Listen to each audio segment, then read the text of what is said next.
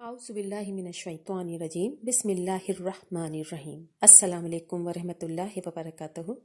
آج میں آپ کو بسم اللہ الرحمن الرحیم کا وظیفہ بتا رہی ہوں۔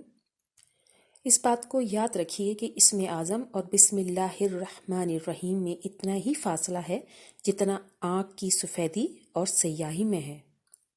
وظیفہ بتانے سے قبل اس کی فضیلت بتا دیتی ہوں اور یہ بھی بتاؤں گی کہ آپ اس کو کن چیزوں کے لیے پڑھ سکتے ہیں۔ اس وظیفے کو کرنے والے کو ہر کام میں آسانی پیدا ہو جاتی ہے۔ ایسا شخص اللہ کی پناہ میں رہے گا، اسے پریشانی ہرگز نہیں آئے گی، اسے اللہ سیدھا راستہ بھی دکھا دے گا۔ وہ دین اور دنیا میں غلطی کرنے سے بچا رہے گا۔ بے شک انسان غلطی کا پتلا ہے، لیکن وہ یہ وظیفہ کرنے سے اللہ کی ایسی حفاظت میں آ جائے گا کہ کم سے کم گناہ کرے گا اور اللہ تعالیٰ کی خاص رحمت اس پر ہوگی۔ اس وظیفے کو کرنے والے کو اللہ تعالیٰ گناہوں سے بچا لے گا۔ سب سے بڑی بات یہ ہے کہ اس کو بہت بہترین خواب آئیں گے۔ اس وظیفے کو کرنے والے کو اللہ خاص رضا عطا فرمائیں گے، اور وہ یہ ہے کہ وہ کبھی کسی کا بھی محتاج نہیں رہے گا، وہ کبھی بھی کسی کے آگے ہاتھ نہیں پھیلائے گا، اس کو کسی کی مدد نہیں چاہیے ہوگی، بلکہ اللہ تعالیٰ اس کی ہر ضرورت کو خود پورا فرما دیں گے۔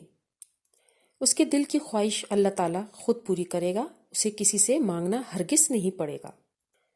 کوئی بھی دشمن آپ کو ہرگز نقصان نہیں پہنچا سکے گا اور آپ اپنے دشمنوں سے ہمیشہ محفوظ رہیں گے۔ اس کے علاوہ ایسے شخص پر کوئی بھی جادو ٹونا ہرگز بھی اثر نہیں کرے گا، اور سب سے بڑی بات یہ بھی ہے کہ جس کے پاس بھی جائے گا سب اس کو بہت عزت دیں گے۔ آپ اس وظیفے کو اپنی کسی خاص حاجت کے لیے بھی کر سکتے ہیں، انشاءاللہ تعالی اللہ تعالیٰ وہ حاجت آپ کی پوری فرما دیں گے۔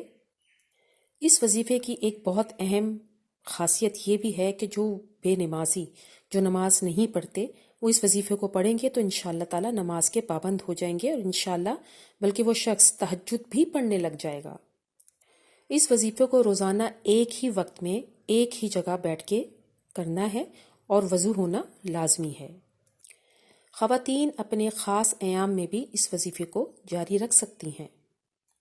وظیفہ کچھ یوں ہے کہ پہلے 11 مرتبہ درود ابراہیمی آپ پڑھیں گے، اور اس کے بعد آپ نے 1000 مرتبہ بسم اللہ الرحمن الرحیم پڑھنا ہے۔ یہ پڑھتے ہوئے اپنے مقصد کو اپنے ذہن میں رکھیں۔ اس وظیفے کو پڑھنے کے بعد آپ نے دوبارہ 11 مرتبہ درود ابراہیمی کو پڑھنا ہوگا۔ اس وظیفے کو آپ اس وقت تک جاری رکھ سکتے ہیں جب تک آپ کی حاجت آپ کو مل نہیں جاتی۔ آخر میں گڑ گڑا کر عاجزی کے ساتھ اللہ تعالیٰ سے دعا ضرور کیجیے۔